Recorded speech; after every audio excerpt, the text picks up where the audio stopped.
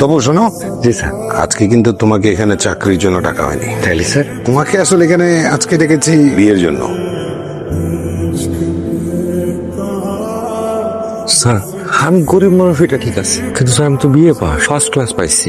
তারপরে স্যার আমার একটা কাজের মেয়ের লোকে বিয়ে দিবেন স্যার? আরে কি বলেছে, কাজের মেয়ের সাথে কেন বিয়ে দেবো? ওই তো তোমাকে বিয়ে দেবো ওর সাথে। বসো। এবারে মালিক নীলিমা। আমি বিয়ে পাস এটা ঠিক আছে স্যার, কিন্তু এত তো স্যার শিক্ষিত না যে স্যার কোটিপতি বাড়িওয়ালার লগে আমার বিয়ে দেবেন স্যার। আমার তো স্যার ওই কাজের মায়ের মাসের যে বেতন ওইটাই তো আমার নাই স্যার।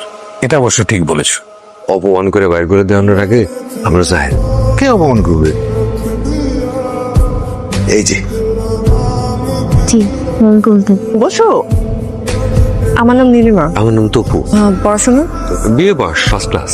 ফ্যামিলিতে কে কে আছে? পরিবারে তো কেউ নাই, বাবা মা মারা গেছে সে তো অনেক বছর। আপনার লাইফের এইম কি? আমার নিজের জীবনে তো সেরকম কোনো এম নাই, বাইসে আসছি এইটাই তো অনেক বড় ব্যাপার। মানুষের জন্য কিছু করতে পারলেই ভালো লাগে, বাবা মার জন্য তো কিছু করতে পারি নাই। আমার হাজবেন্ড মারা যান আমি যখন 6 মান্থসের প্রেগনেন্ট। আমার একটা মেয়ে আছে, ওর বয়স 6 বছর। ওকে নিয়ে আমার জীবন। জি। আপনি বসেন। ফুপা বেবি তোমরা একটু ভিতরে আসো তো। তুমি বসো বাবা। ফুপা ছেলেটা ভালো। কথা শুনে তাই মনে হলো, মানে একটু বেশি সহজ সরল। তুই চাপ নিস না তো, এখনই বিয়ে করতে হবে এমন তো না। তুই চাপ নিস না, আমি আরো খুঁজি দেখি। ওকে, আমি ওকে বিয়ে করব, তবে এখন পাবলিক করবো না। বুঝতেই তো পারছো, ওনার সাথে আমার অ্যাডজাস্ট করতে একটু সময় লাগবে, আর ওনাকেও একটু আমার রেডি করে নিতে হবে। আমারও মনে হয় সেটাই ভালো হয়। শুনুন তো। শুনুন, আপনাকে আমার ব্যাপারে কিছু বলার ছিল। আমার বাবা দীর্ঘদিন জাপানে ছিলেন। জাপানে থাকাকালীনই উনি জাপানিজ এক ভদ্রমহিলাকে বিয়ে করেন। মূলত উনি আমার মা, কিন্তু বিয়ের পরে আমার বাবা এই দেশেই থাকতে চান। আমার মা এতে রাজি হনে। আমার মা জাপানে ফেরত চলে যান, আর আমি এখানে বাবার সাথে থেকে যাই। তারপর এই তো 8 বছর হলো বাবা মারা গিয়েছেন। বাবা মারা যাওয়ার পর থেকে আমি মূলত বাবারই বিজনেস সামলাচ্ছি। আচ্ছা, আপনার আমাকে বিয়ে করতে কোনো আপত্তি নেই তো? আপনার ওকে বিয়ে খুব করি। আপনার আপত্তি আছে? মামা, তুমি জানো উনি তোমার কি হন? না, জানি না। উনি তোমার পাপা হন। আমার বাবা এত গরিব? হ্যাঁ, পাপা একটু গরিব, কিন্তু মা তো বড় লোক। তাতে কোনো প্রবলেম আছে? না, কোনো প্রবলেম নেই। আমার গরিব পাপা। তারপর আম্মা আমরা কই যাবো কালকে? কক্সবাজারে। কক্সবাজারে? কি কি যাবো আমরা ঘুরতে? মা, আমি, তুমি। আমরা 3 জন শুধু? আর কালকে কি আমরা কক্সবাজারে যেতে পারবো নাকি অন্য কোথাও যাবো? ঠিক আছে, আপনি তাহলে আপনার রুমে গিয়ে শুয়ে পড়েন। আশা করি আপনি আমাকে বুঝতে পারছেন না, আশা করি আপনি আমাকে ভুল বুঝছেন না। না না, ভুল বুঝছো কেন? আপনি যে আমারে বিয়ে করছেন এইটাই তো একটা অষ্টম আশ্চর্যের ব্যাপার। সবাই তো আসলে বড় লোক স্বামী খুঁজছে, মানুষটা কেউ খুঁজে না। আপনি তাইলে থাকেন, আমি চাই।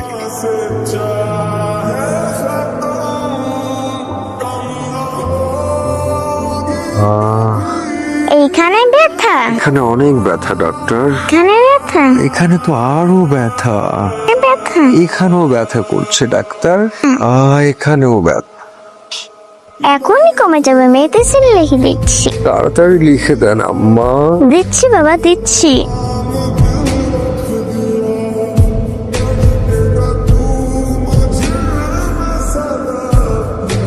তবু কিছু বলবেন? না মানে আপনার কিছু লাগবে কিনা সেই জন্য আর কি। আসুন না, ভিতরে আসুন।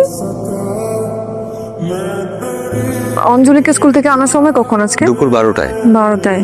আচ্ছা, ওকে আজকে ড্রাইভার আনবে। আপনি কি আমার সঙ্গে আজকে একটু অফিস যেতে পারবেন? মানে আজকে এত মিটিং এর প্রেশার, অনেক কাজ, আমার সবকিছু এলোমেলো লাগছে। আপনি যদি যেতেন তাহলে আমার খুব হেল্প হতো। অবশ্যই পারবো, আমি রেডি হয়ে আইতেছি।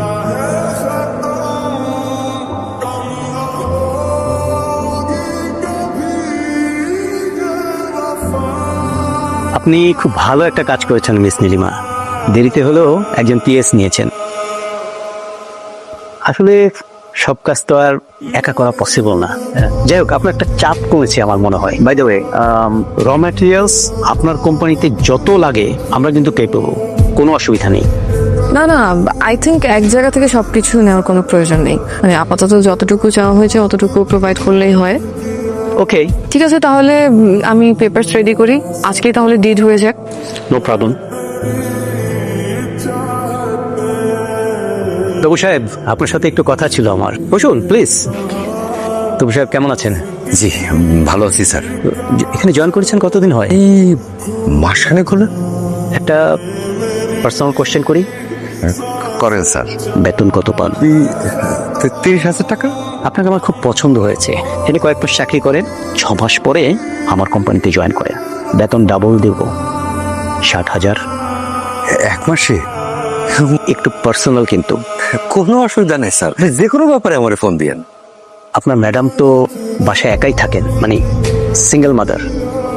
হ্যাঁ, আপনার ম্যাডামকে কিন্তু আমার খুব ভালো লাগে। আপনার ম্যাডামের ব্যাপারে একটু কথা বলার জন্য, ওনার সম্বন্ধে একটু জানার জন্য আমি কিন্তু মাঝে মধ্যে আপনাকে ফোন দেবো। ঠিক আছে স্যার। আর এটা কেমন দেখাচ্ছে? এই তো, আপনি আমাকে আসলে আপন মনে করছেন না।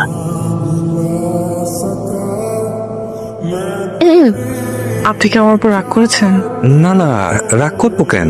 আসলে আপনাকে আমার পিএস বললো, আমিও কেন যে ওখানে কিছু বলতে পারলাম না, বুঝলাম না। এটাতে তো আমি কিছু মনে করি নাই। আর দুনিয়াতে সব স্বামী তো তার বউয়ের কাছে পিহেস।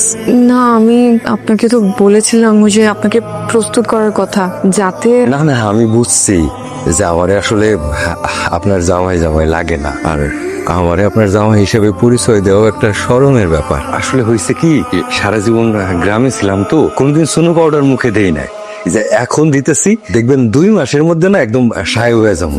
আপনার আমার সাথে অফিস যাওয়া লাগবে না। তোর কি যে কর না, সবাই তো আসলে তার বইয়ের পিএসি, কেউ ঘরে আর কেউ বাইরে। আমার কিন্তু ব্যাপারটা ভালোই লাগতেছে। কেমন? এটা পরে বলবো না। শিট, ফাইলটা তো ওপেনই হচ্ছে না। কোন সমস্যা হয়েছে?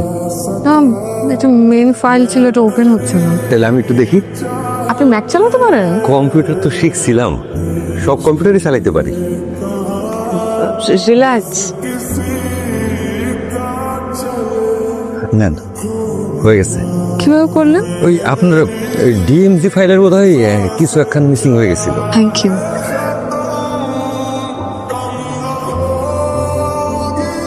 ও ভালো কথা। নীলিমার পিএস তো এখন আমার হাতে। সরি, আমি যা বলি সব শোনে। নীলিমার পিএস কে দিয়ে নীলিমাকে হাত করতে পারি, নীলিমাকে ব্যাংকক নিয়ে যেতে পারি। তুমি সাকসেস হইলেই আমরাও সাকসেস। Yes yes. তবু সাহেব, আসেন আসেন আসেন, বসেন, আপনার জন্য অপেক্ষা করছিলাম। সরি স্যার, আমার মনে হয় আসতে একটু দেরি হয়ে গেল। শোনেন, আপনাকে আগে পরিচয় করে দিচ্ছি। উনি হচ্ছেন এইচপিআর গ্রুপের সিইও বাদল সাহেব, আর উনি হচ্ছেন টেকনোয়াই গ্রুপের সিইও জনাব মেহরাব সাহেব। স্যার, বসেন বসেন। বুঝে শুনলাম আপনার স্যালারি মাত্র নাকি 30,000 টাকা। শুনে খুবই কষ্ট লাগলো। পরবর্তীতে আমার কোম্পানিতে আপনি 1 লাখ টাকা স্যালারিতে জয়েন করুন। আমি তো সেটাই বলছি, আপনি আমার কোম্পানিতে জয়েন করেন। রাখেন তো ভাই, তপু সাহেবকে আমার খুব ভালো লাগছে। তপু সাহেব আমার এখানেই জয়েন করবে। আমি যে কি বলবো স্যার, বুঝতেই পারতেছি না। এক্সকিউজ মি, আমার ফোন আসছে, আমি একটু আসছি। শোনেন তপু সাহেব, আপনি আমার অফিসে জয়েন করবেন। আমার সেফটি পিনটা একটু খুলে দেন তো। সেফটি পিনটা একটু খুলে দিন।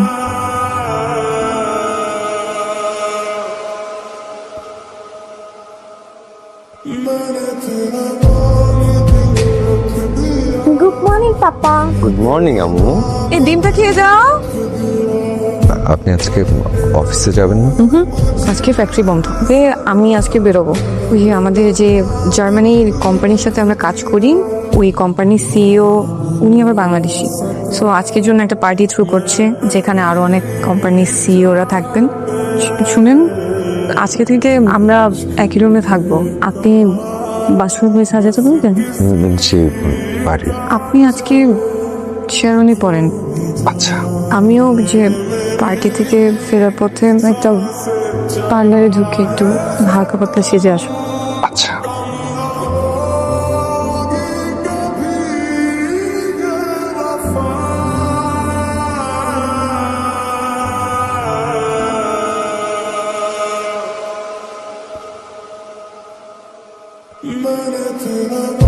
Ladies and gentlemen, good evening. আপনারা সকলে আমার ইনভিটেশনে এই আয়োজনে এসে এই সন্ধ্যাকে বিশেষভাবে আলোকিত করেছেন, তার জন্য সকলের কাছে আমি বিশেষভাবে কৃতজ্ঞ। আমি সাইমুম জামি তপু, টেনকুডি গ্রুপের সিইও। আপনাদের সকলের সঙ্গে আমার একটা দীর্ঘদিনের সম্পর্ক আছে, কিন্তু আমাদের সামনাসামনি কখনো দেখা হয়। একটা বিশেষ কারণ, কাজের কারণে এবং ব্যবসায়িক কারণে অধিকাংশ সময় আমার জার্মানিতেই থাকা হয়েছে। আর এই আনন্দঘন মুহূর্তে আমি আমার জীবনের সবচেয়ে গুরুত্বপূর্ণ দুজন মানুষের সঙ্গে তাদেরকে পরিচয় করিয়ে দিতে চাই। আমার স্ত্রী, আমার বেটার হাফ নীলিমা রহমান, এবং আমাদের একমাত্র রাজকন্যা অঞ্জলি রহমান। আমি আশা করছি আমাদের যে জার্নি সেটা আরো আনন্দের হবে, দীর্ঘ হবে। Thank you for coming, let's enjoy the party.